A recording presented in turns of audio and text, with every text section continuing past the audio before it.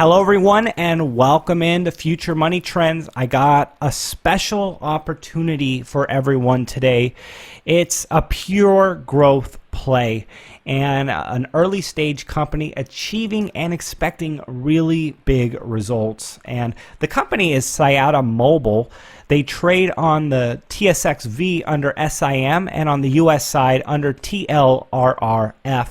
This company is gushing cash and sales are rapidly growing.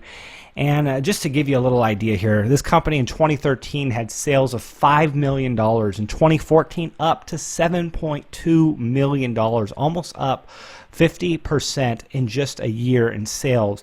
And it doesn't stop there. In 2015, they were to $10 million. In 2016, this year, they're expecting $15 million in sales, with their sights set on a goal of over $30 million in 2017. Now, this is a small, early-stage company. The market has yet to realize the potential that is here. Only 62 million shares are outstanding with a $20 million market cap. The company trades on average 100,000 shares a day. Their sales are growing quickly worldwide in Europe, Middle East, and Australia, and they're entering North America, where there's a whole new frontier of opportunity for the company. And today we're going to be speaking with the CEO of SIATA Mobile, Mark Seelenfriend. Mark, thank you so much for coming on the show and talking with me today. Thank you for having me today. I appreciate it. Mark, I want to get an update for our audience here and do a follow-up interview with you. We talked a few months ago, but first of all, talk to us a little bit and remind our audience what it is that you guys offer and what it is that you are bringing to the marketplace in terms of what SIATA does for everyone. Okay. So our goal overall is to create a global leader in innovative cellular communication systems. So we don't just sell regular cell phones or tablets or anything like that. We sell dedicated devices for specific applications in the mobile industry. Okay. We recently announced that we acquired a company called SIMFF. So now basically we have two main product lines. Our first product line are mobile devices for commercial fleets. That means that we have devices that are tailor-made for trucks, buses, ambulances, oil and gas companies. Anybody that needs a specific device for a fleet application would be using our types of devices, which work much better than just using an iPhone or a Samsung in a truck, which is just, it's not appropriate. It's not an appropriate environment to use just a regular consumer device in the truck. You need a dedicated device for a commercial vehicle.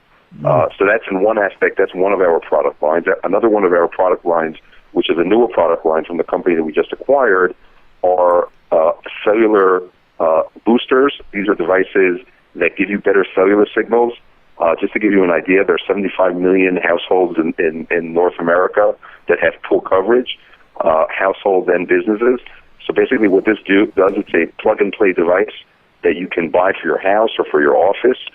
You put it in, and if you have spotty coverage in a certain area in your house, let's say in your basement, this will allow you to have much better coverage.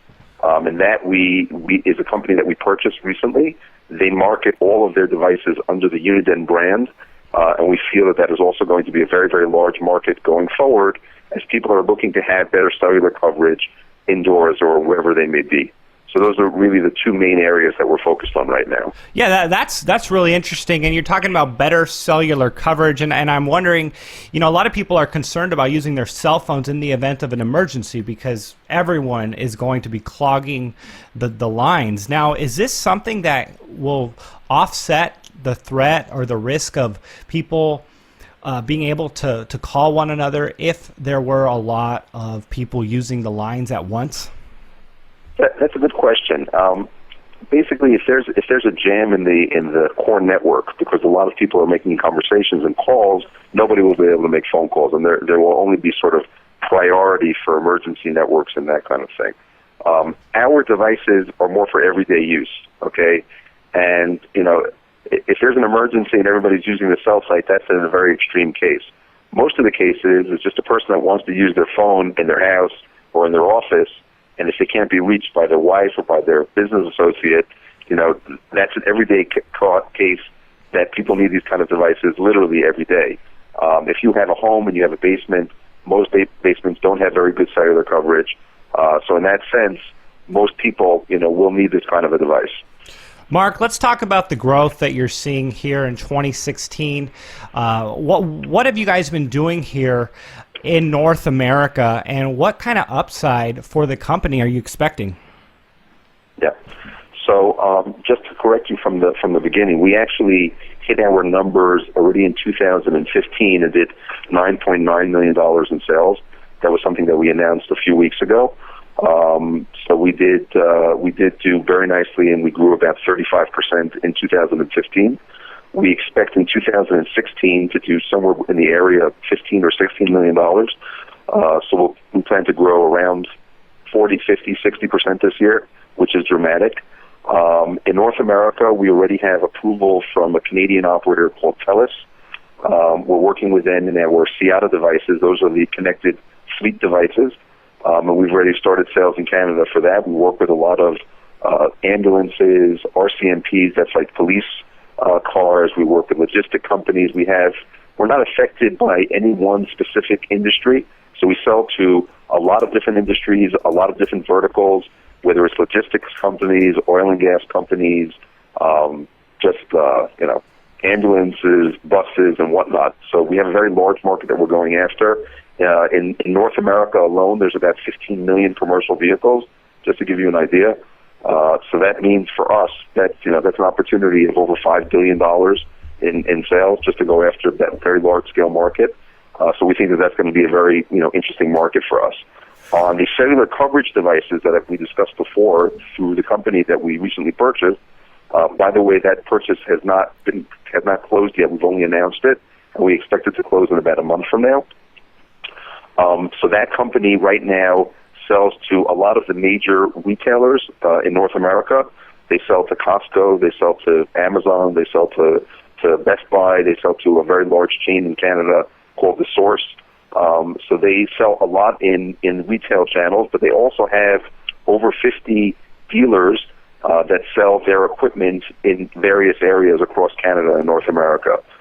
So in that sense, we're very focused right now on Canada and the United States, and we think that going forward, a lot of the growth from the company is going to come from those markets. As far as mobile devices only being used for commercial vehicles, this is kind of something new to me, at least. Who are your competitors that are in this specific space, and how do you guys compare? Or, are you guys, entering this market in a way that's really taking away their share? I mean, obviously the growth that you're seeing is pretty spectacular. So kind of give us an idea of what you're seeing in terms of market share, and who is your competitors? Okay, that's a great question. So we have three types of competitors, okay? First of all, we do something called two-way radio over cellular, okay? We work with software application companies. There are two very large software application companies. One of them is called Kodiak. The other one is called Mobile Tornado. And basically what they do is they allow you over a cellular device to give two-way radio services, okay? And if you think about it, every single commercial vehicle, or 95% of the commercial vehicles in North America, have like a CB radio, or what is called a land mobile radio, okay? The cellular operators want to take that market away from those private radio companies and put it over their cellular network. So take AT&T now wants to get into the two-way radio market, and they don't want you to do it over land mobile radio. They want you to do it over their nationwide coverage, cellular network, okay? So we're already working with their software partner, which is Kodiak, and we allow now to do exactly what two-way radio does, but over our device, over our Voyager cellular device. So that's one area of competition that we're going after, and there we compete with companies like Motorola or Kenwood or ICOM, but they're in a totally different space. They're in the land mobile radio market, and we're in the mobile two-way radio market, or the push-to-talk market over cellular, okay? And we're competing with them in partnership with cellular operators. So right now we're doing this with TELUS. We started doing it with another cellular operator in Canada called Bell, and we already have a few companies that we're doing testing with. And we think that this is going to be a very large-scale market for us, because we believe that the cellular operator is going to be very aggressive in getting into this market. Another area that we compete with are just direct competitors to one of our products that have fixed truck devices, fixed cellular truck devices, not as sophisticated as ours. These are mainly European competitors, so we have not seen them at all in North America. There's a company called Pytel, and there's a company called Buri who do compete with us, but we have not seen them in North America. We do compete with them in Europe. We believe that our products are better. They're definitely better priced, but they are definitely competitors of ours. But again, they are not working, they're not focusing, they're not working right now in North America, so we believe that as we gain market share, they'll have to catch up with us. Another large competitor of ours in this specific space are truck-mounted tablets, okay? So in many cabins of trucks, you'll see a rugged tablet. A lot of the time it's made by large companies like Intermec or Trimble or Zebra. These are all multi-billion-dollar companies that make very good rugged tablets, but these tablets are only for data. They're not for voice. They're for fleet management, and you can send two-way packages of data back and forth between the fleet manager and the truck driver, okay? But you can't make any phone calls. You can't actually speak to your dispatch or your fleet manager. You can only send information back and forth. So what we believe is unique with our products is that we're able to give very good quality voice. We're able to do the same data that these truck tablets are able to do. So in that sense, we think that we have one device that allows you to do what all the other competitors do in multiple devices. And in that sense, our goal is to bring one device to the truck cabin that does what a lot of these other devices do and make it much more efficient. Well, you guys are solving problems here, and that's where the value is. So if I can ask you, what do investors have to look forward to going forward here in 2016 and 2017 if they were to partner with you on this venture? We have a very strong growing company. We think that we'll be growing 40-50% year over year over the next few years. We're going after a very large-scale market. Just to give you an idea, our market potential just for our truck devices, as we said, is over $5 billion. Our market potential for our coverage devices is over $20 billion. So we're going after very large-scale markets. We don't have very large competitors. We have a few smaller competitors. We think that we have very unique products. We developed some of our products. Some of our products, we didn't develop, but we have very good development for part of our products. And we think that, going into these large-scale markets with unique products will allow us to gain a lot of market share and continue to grow the company rapidly. Our goal in 2017 is to get to $30 million in sales with about a 10% EBITDA, just to give you an idea. So we think that we'll be making around $3 million in 2017. And it's just, it's a fast-growing company going into a very large-scale market. And we think that will be very, very compelling for investors going forward.